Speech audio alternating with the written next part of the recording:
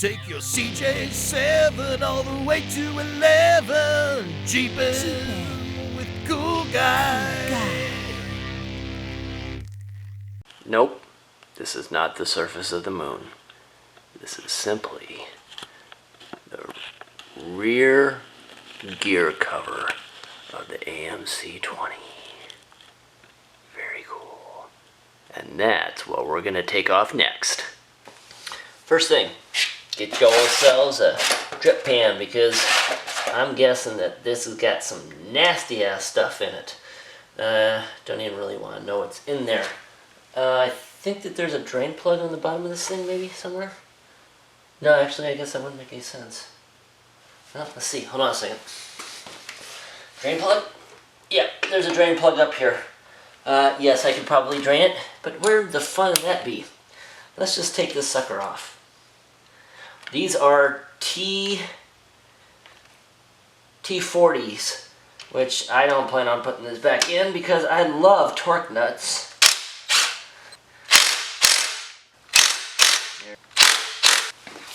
Well, to be honest with you, I'm kind of using a breaker bar approach to this thing. It makes me very nervous because I do not want to break these things off. But the good thing about it is that your torque bit will break before that point. So hopefully you've got a good strong one with a lifetime warranty on it. And all you need to do is just break the seal on these things.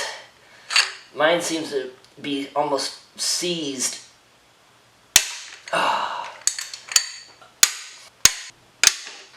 Alright, so I'm going to take all these out, and then I will reveal what's on the inside of the AMC 20. Well, I pulled off the last bolt, and the outer casing, or the outer cover, had so much rust in it that I just needed to get it off and drop it out. So here you go. This is what the inside of the AMC 20 looks like. I was rotating through the gears here, and this thing looks outstanding. I mean, there's no chips anywhere. There's no wearing on the actual teeth, so I am super thrilled at the shape that this thing's actually in. The only thing that's kind of bothersome is I don't think anybody's ever actually changed the grease, the oil in here. It's just nasty. It smells like a swamp. The one thing I did discover is that there is a inner rubber lining gasket that goes around the inside here.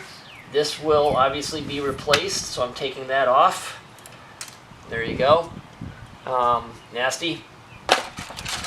And then our next steps are really to take a nice wire brush and to buff this up.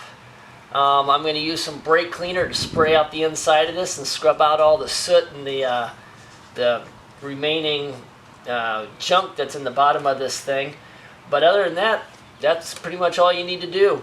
I am not taking any of this stuff apart because the seals are in great shape, the gears are in great shape, but that's what the inner workings are.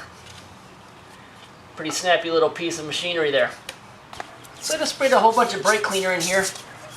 And one piece or word of advice, another cool guy tip, don't go back and forth, because this stuff is going to spray all over you. Go side to side. You can get the same effect and get everything all nice and cleaned up, and you won't get it all over yourself, your clothes, your garage floor, or wherever it is that you're doing this. But just go side to side, and you'll see some really nice cast metal, some cast iron down here. This cleans up pretty well. Now that I've got it all sprayed out and scrubbed, I scrubbed all the way around here, got a brush, went underneath the wheel, the main gear. This looks good. I mean, you can take a white cloth, drag it over that, and that's what you get. That's clean. That's awesome. Get rid of all that stuff. Now I need to go around this thing with a good wire wheel and brush that off, get my gasket replaced, and then we can put this thing back on there. Woohoo! Awesome. Looks good.